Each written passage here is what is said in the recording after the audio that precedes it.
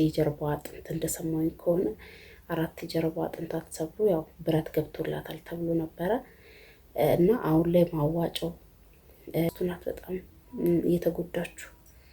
እውነት ያሳዝናል። ይህ መኪና አደጋ ከባድ ነው። እግዚአብሔር ወጥቼ በሶስተኛ ቀን ወደ ቤት ይገባ ነውና በጣም ከባድ አደጋ ነበረ።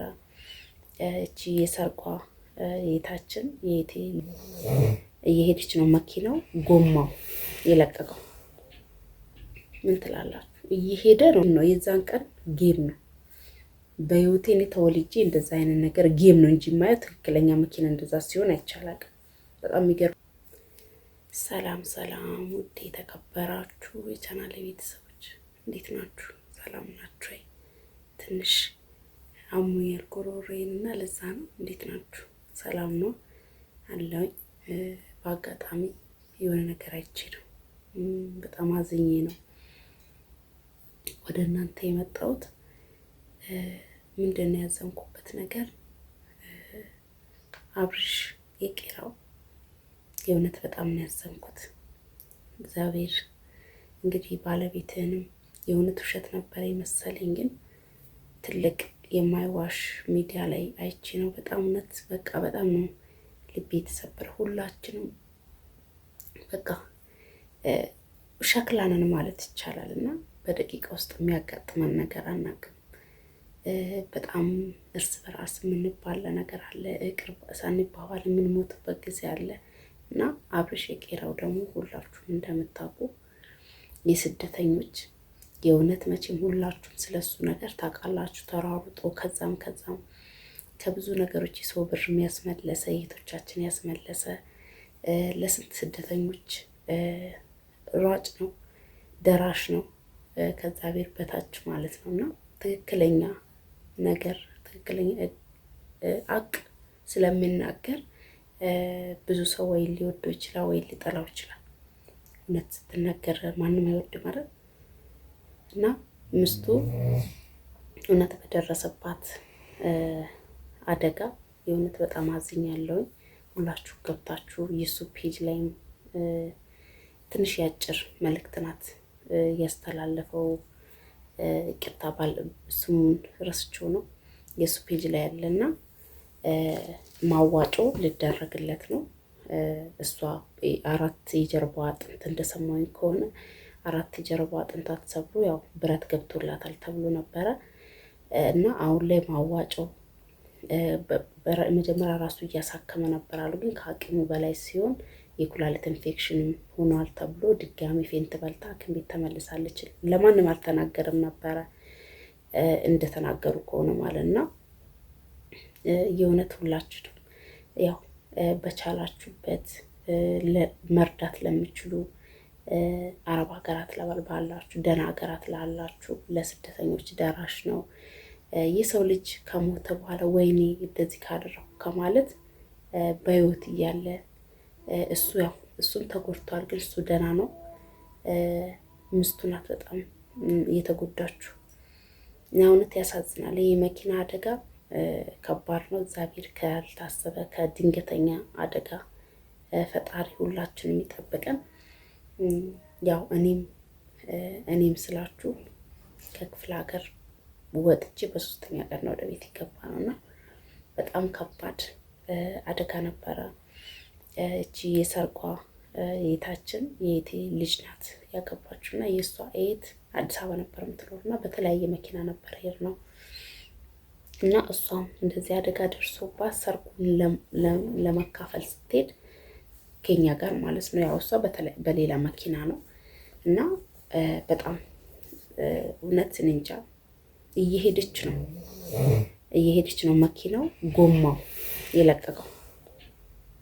ምን ትላላችሁ? እየሄደ ነው መኪናው የወጣው የመጨረሻው። እሷ መጨረሻ ላይ ነበረች። እንዲሁ ፈጣሪ ሲያተርፋቸው ያው የተወሰነን የተጎዳችው የናይልም አልተጎዳችም እና የቆመ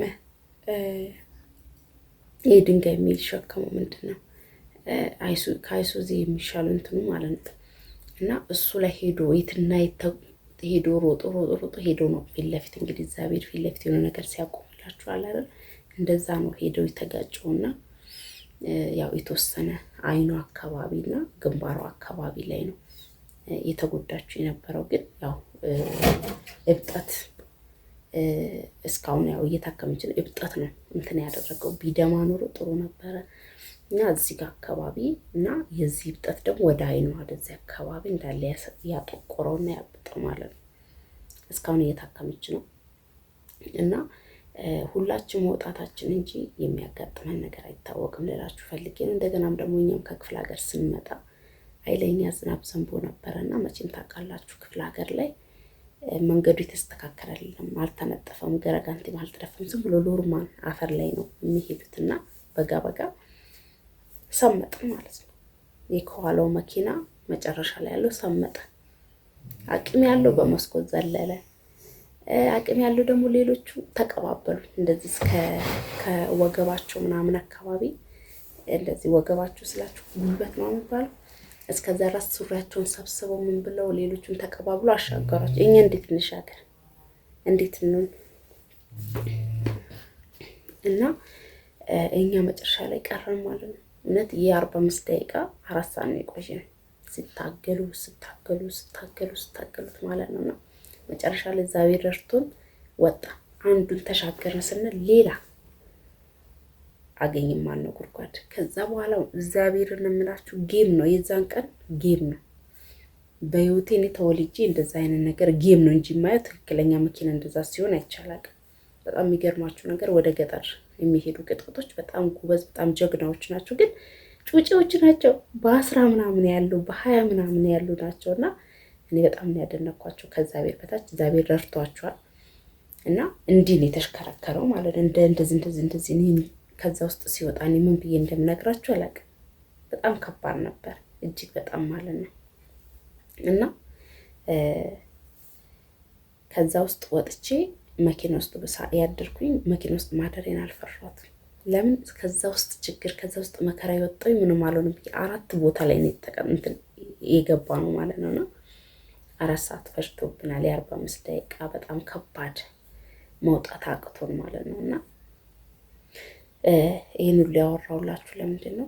እኔ ከዛ በኋላ ብዙ ነገሮችን በቃ እኛ ሰዎች ሁሉ ነገር በዛ ቤት እጅ እንዳለን የራሳችን እንዳሉን ሁሉ ነው የተረዳሁት በዛን ሰዓት። በቃ የራሳችን አይደለ። እኛውን እኔ ራሴ ነኝ ትላላችሁ አይደለ? ግን አይደለም።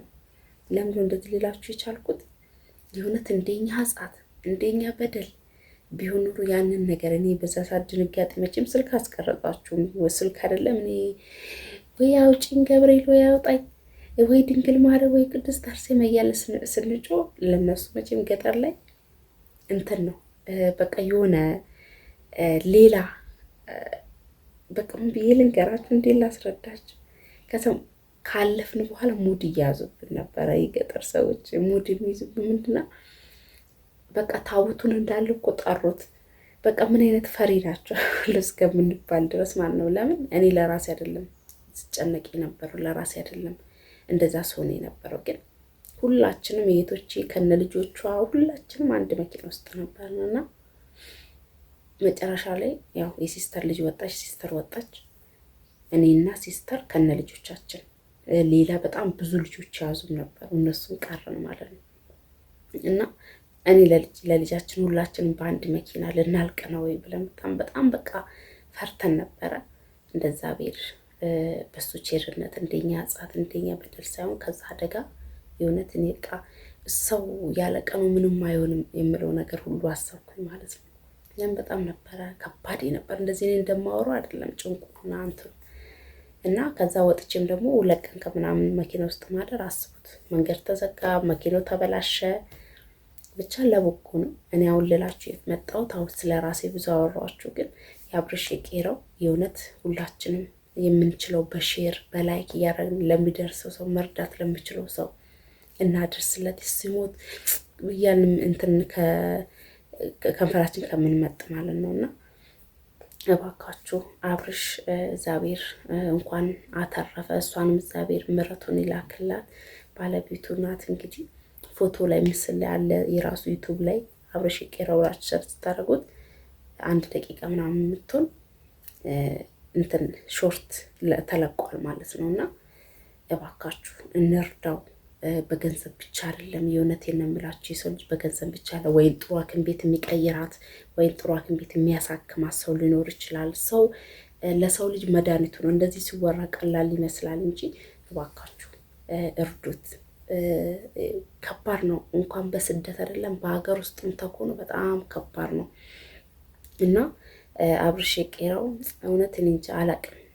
እኔ እንደዚህ ተግባብቼ ወይን እንደዚህ ስልኩ ምናምን ነገር የለኝም፣ ግን በሚዲያ ላይ በሚያደርገው ለየቶቻችን ነፍሱን ሁሉ በቃ እስከ ብዙ ዛቻ እስከሚደርስበት ድረስ ሁሉ እየተጋፈጠ ምን እያለ በሚችለው አቅም ሌላው ነገር ቢያቅት እንኳን ቢሮ ደውሎ ቢሮ ያሉት እንኳን እንዲረዷቸው የሚያደርጉ ከታፈኑበት እንዲወጡ በሰላም ወይ ወደ ሀገራቸው እንዲገቡ እንደገና የሞቱ የቶቻችን ሬሳቸው እንኳን ሲንገላታ እንዲገባ ብር አዋጥተው በጣም ብዙ የቶቻችን በስደት ላይ አተናቸዋል። ታውቃላችሁ ወንድሞቻችንን ብዙ ነገሮች በመኪና አደጋም ሊሆን ይችላል፣ በድንገተኛ ሞትም ሊሆን ይችላል፣ በብዙ ነገሮች እና የምታውቁት ታውቁታላችሁ።